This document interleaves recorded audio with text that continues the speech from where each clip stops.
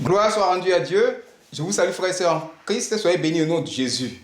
Pour le message d'aujourd'hui, nous allons prendre la Bible dans le livre de Matthieu, chapitre 21, verset 22.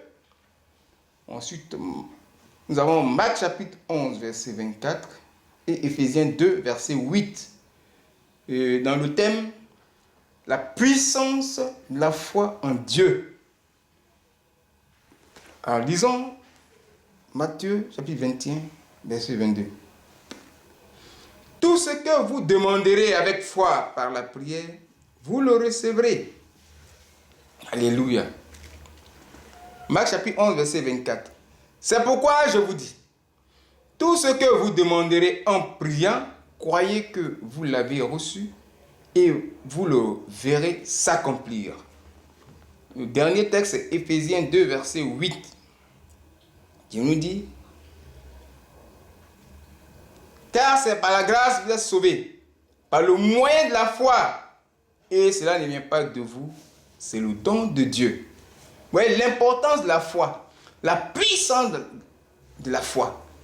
C'est l'onction qui se dégage lorsqu'on a la foi. La puissance, c'est l'onction de Dieu, oui, qui se dégage. Vous voyez, la foi est très importante parce qu'elle résout beaucoup de problèmes ici. Nous allons voir Matthieu 21, verset 22, dit quoi?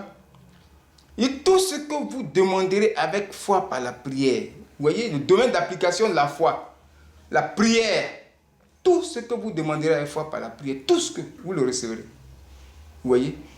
Et si nous avons la foi, alors nous allons recevoir. Bon, la foi elle-même se définit comment? C'est la ferme assurance des choses que nous espérons et la démonstration de celles qu'on ne voit pas. Donc, la Bible nous dit à Hébreux 11, verset 1, la foi est une ferme assurance de ce que nous espérons. Tout ce que tu espères, vous voyez, c'est l'espérance. La foi est une ferme assurance, c'est-à-dire, il faut croire. La ferme assurance. Il faut avoir une assurance ferme. Mais est-ce que nous avons une assurance ferme quand nous demandons? La foi est appliquée dans le domaine de la prière. Vous voyez le domaine d'application de la foi. Si tu n'as pas la foi, si ta foi n'est pas ferme, tu demandes, tu ne reçois pas. C'est pourquoi nous avons beaucoup de problèmes sur la terre, parce que nous avons une foi qui n'est pas ferme. Notre foi est faible, elle n'est pas ferme. On dit ferme assurance. Vous voyez? Alors donc la foi est déterminante. Oui. Elle permet à Dieu d'agir. L'onction de Dieu vient détruire tout ce que nous avons comme problème. Blocage, maladie, tout est dedans, pas tout cité. La foi est là pour solutionner. C'est le moyen le plus efficace pour permettre à l'onction de Dieu de venir guérir, de venir délivrer, de venir résoudre tous les problèmes que nous avons. Mais est-ce que notre foi est ferme? Vous voyez? Et dans certains cas, la foi dont on parle ici, quand on a lu les versets, Dieu n'a pas besoin de la vie de sanctification de la personne. Si tu as cru, on t'a parlé de Dieu, surtout du Dieu de Papa Florian, dès que tu prends sur toi la décision de venir, tu as la foi, tu es localisé en même temps. Par ce Dieu-là. Vous voyez? C'est comme ça, c'est rapide. C'est pourquoi quand les gens viennent, ils sont guéris. Oh, ils vivent dans le péché, mais ils sont guéris. Ça, c'est le premier domaine de la foi. La foi a donc une origine qui vient de l'homme. Pourquoi cela se passe? Quand tu comprends le mécanisme de la foi, alors, oui, la foi a une origine. L'origine de la foi, il faut entendre les oreilles. Il faut voir la vue. Vous voyez? La foi vient de ce qu'on entend. Ce qu'on entend vient de la parole de Christ. Romains 10, verset 17 le dit. Il faut avoir vu. Jésus a dit, c'est parce que tu m'as vu que tu as cru. Heureux ceux qui n'ont pas vu et qui ont cru. Jean 20, verset 29. Qu'est-ce qui se passe au niveau de la foi? Quand tu entends, alors les oreilles envoient l'information dans ton cerveau. Quand tu vois, ce que tu vois rentre dans ton cerveau, ça communique avec le cerveau. Or, c'est la fonction de l'esprit humain. Nous sommes en relation avec Dieu par l'esprit. L'esprit humain qui fait tout le travail. Donc, directement, ça communique avec Dieu. Et l'esprit humain aussi communique avec l'âme qui se trouve dans le cœur. L'âme habite dans le sang, donc dans le cœur. Donc l'esprit humain fait tout le travail. Et si la foi est ferme, Dieu reprend. Avec que Dieu regarde au cœur. Donc si la foi est ferme, il regarde. Vous voyez? Donc ayons une foi ferme pour que la puissance de Dieu qui se dégage soit encore plus forte et nous dégager des problèmes, des difficultés que nous vivons. Oui. La foi aussi est importante parce qu'elle est à la fois caractère de Christ. Galates chapitre 5, verset 22. Et à la fois don du Saint-Esprit. Les dons spirituels. Dieu a 9 caractères, 9 dons. C'est la foi seule qui est à la fois caractère et qui est don du Saint-Esprit.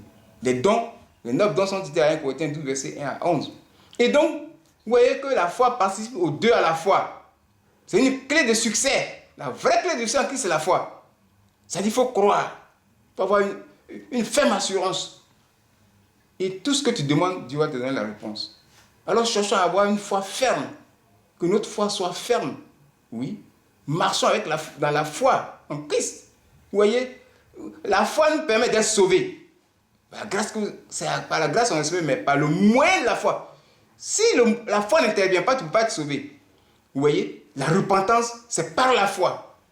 Pour arriver au salut. C'est par la foi qu'on se repent. La conversion à Christ, c'est par la foi. Donc nous sommes sauvés par le moyen de la foi. Si tu n'as pas la foi, tu ne vas pas avoir le salut. Vous voyez la puissance qui est dans la foi, tu ne peux pas avoir le salut. Donc croyez. Jésus a dit que ta foi t'a sauvé. Il n'a pas dit moi, moi je t'ai sauvé. Voilà. Parce que l'esprit humain, c'est un souffle. Voilà. Il agit comme de l'énergie. Il communique cette foi-là qui se forme en toi pour aller donner l'information à Dieu. Et le cœur, Dieu regarde au cœur. Vous voyez? Et donc la foi, c'est une clé de succès, une véritable clé de succès. Alors ayons la foi. Oui. La foi qui sauve, là Dieu a besoin de la sanctification. Si tu te repens, il faut vivre dans la sanctification pour que ça marche. Voilà. C'est ce que nous voyons dans la maison de Dieu. Donc je exhorte tout le monde à avoir une foi ferme. Et les ennemis de la foi, c'est le doute. Ne doute pas. Si tu doutes, ça ne va pas marcher. Si tu doutes, ça ne va pas marcher. Jacques chapitre 1, verset 5 à 8. Si tu doutes, tu ne vas rien recevoir de Dieu. Le doute est l'ennemi de la foi. Mais les murmures et les hésitations. On murmure beaucoup dans la maison de Dieu. On hésite. Philippiens 2, verset 14 dit, oui, faites toujours sans murmure ni hésitation. Il ne faut pas hésiter, il ne faut pas murmurer. Ça, c'est les ennemis de la foi. Gloire soit rendue à Jésus. Alors marchons selon cette parole. Sans murmure, sans hésitation, oui. Alors nous allons recevoir de Dieu ce que nous demandons. Ce que j'avais à vous dire au nom de Jésus.